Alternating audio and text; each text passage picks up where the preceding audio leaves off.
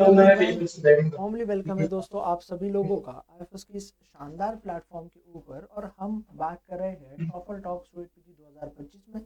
और आज हमारे साथ एक कैंडिडेट जुड़े हैं जिन्होंने इस एग्ज़ाम्स को बहुत ही बेहतरीन मार्क के साथ क्वालिफाई किया है। शानदार रैंक रही है उनकी। तो जानते हैं उनकी जर्नी क्या रही थी इस एग्ज़ाम्स के लिए, उसके साथ साथ उन्होंने किस तरीके का प्रिपरेशन रहा था और बाकी हर एक चीज़ को हर एक तरीके से जो है उनसे समझते हैं। और मुझे पूरा यकीन है कि जो भी मेरे नए दोस्त हैं जो प्रिपेयर करना चाह रहे हैं स्वीट पीजी 2025 के लिए, सॉरी 26 के लिए, तो आपको जो है बहुत कुछ हेल्प होगी इन कैंडिडेट से। तो जानते हैं उनसे ही उनकी जर्नी को। तो hello. Good morning sir. Good morning. मुझे अपने बारे में थोड़ा बताइए, इंट्रोड्यूस कीजिए। सर मेरा नाम प्रिया गोयल है, मैं राजस्थान से हूँ और मैंने भी अपनी फाइनल ईयर बीएससी के एग्जाम दिए हैं और मेरी स्ट्रीम बायो थी and I have zoology chemistry and botany subject in my graduation. Okay, तो आपके बॉटनी जूलॉजी और केमिस्ट्री जो है ग्रेजुएशन के सब्जेक्ट रहे हैं। अब मुझे ये बताइए कि आपको सबसे पहले कब ख्याल आया कि आपको जो है एमएससी एंट्रेंसेस के लिए प्रिपेयर करना चाहिए। सर जब मैंने बीएससी ली थी मतलब मुझे बचपन से टीचिंग का काफी शौक है, तो जब मैंने बीएससी ली थी तो I want to do MSc and PhD and opt for lecturer, so that's why during my BSc third year, I have interacted with my teachers of the department, and from them I get to know that I can give the MSc entrance exam. Okay, तो आपने जो है MSc entrance exam को दे दिया। अब मुझे ये बताइए कि आपने आईएफएस के बारे में कब सुना था। सर हमारे डिपार्टमेंट के मैम है, मैंने उनसे कंसल्ट किया था, उन्होंने हमें बताया था कि आपकी ऑफलाइन कोचिंग दी जाती है आईएफएस के, और आपकी काफी अच्छी है, तो यूट्यूब पे आप काफी अच्छा से कंटेंट डिलीवर करते हैं, आपकी जो टेक्स्ट बुक्स होते हैं मॉड्यूल्स वो काफी हेल्पफुल है। तो मैंने हमारे टीचर के सजेशन के बेसिस पे यूट्यूब से आपसे कनेक्ट किया। ओके, तो आपने आपकी टीचर के बेसिस से यूट्यूब से कनेक्ट किया और इन एग्जाम्स के लिए जो है आपने अपेयर किया। ओके, अब मुझे ये बताओ कि आपने कब से स्टार्ट किया था स्वीट पीजी का प्रिपरेशन और किस तरीके से किया था, मतलब स्टार्टिंग क्या रही है आपकी। लाइक पहले तो मैं सेल्फ स्टडी करती थी खुद के बेसिस पे, जो हमारे हमें कॉलेज में पढ़ाते थे और मेरी जो कॉलेज की रेगुलर टेक्स्ट बुक थी। But like during December I get to know about your online batches of books on YouTube. So from December ending, I started the preparation from YouTube only. Okay, तो दिसंबर से जो है आपने preparation को start किया था अपने स्वीट पीजी। ओके, तो Yes, फिर sir. मुझे ये बताओ कि क्या क्या दिक्कतें आई आपको इस प्रिपरेशन के दौरान और आप कॉलेज के साथ साथ कैसे पढ़ते थे, थोड़ा वो भी बताइए। सर पहले तो वो था कि लाइक सब्जेक्ट बहुत वैसा लग रहा था डाइवर्स है, प्रॉपर सिलेबस था बट इतना नॉलेज नहीं था कि कहाँ से क्या पढ़ना है, क्या सब कौन सा टॉपिक ज्यादा इंपॉर्टेंट है, किस टॉपिक को कैसे कवर करना है। जब मैंने यूट्यूब से पढ़ना स्टार्ट किया तो I get to know like किस टॉपिक में क्या क्या इंपॉर्टेंट पॉइंट्स हैं, किस किस पे ज्यादा क्वेश्चंस आते हैं। तो मेजर इंपॉर्टेंट टॉपिक्स से उनके बारे में पता चला, उन पे कैसे फोकस करना है। लाइक थ्योरी हम जैसे रीड करते हैं तो वो बहुत इजी लगती है, लैंग्वेज टिपिकल है, बट हम जब पढ़ते हैं हमें लगता है कि एक बार समझ में आ गया, बट एक्चुअली ऐसा नहीं है।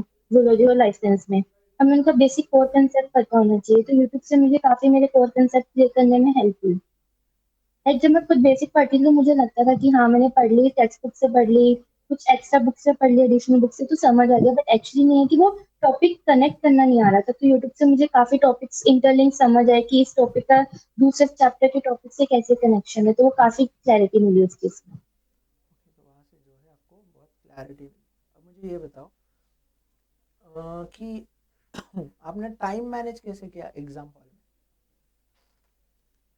तो लाइक जैसे कि मेरी एनुअल स्कीम है, तो during March my exam got start, March के फर्स्ट वीक से हमारे एग्जाम स्टार्ट हो गए थे, तो I have only basic 3 months like half full Feb, full January, half December. तो सर मेरी कॉलेज की टाइमिंग हो रही थी, तो I will give like daily 2 to 3 hours, क्योंकि एक तो मैंने लेट स्टार्ट किया था और मेरे पास टाइम भी कम था, तो मेरे को 3 घंटे तो डेली ऐसा वीडियो देखना होता था लेक्चर, उसके बाद उसको डेली रिवाइज करना।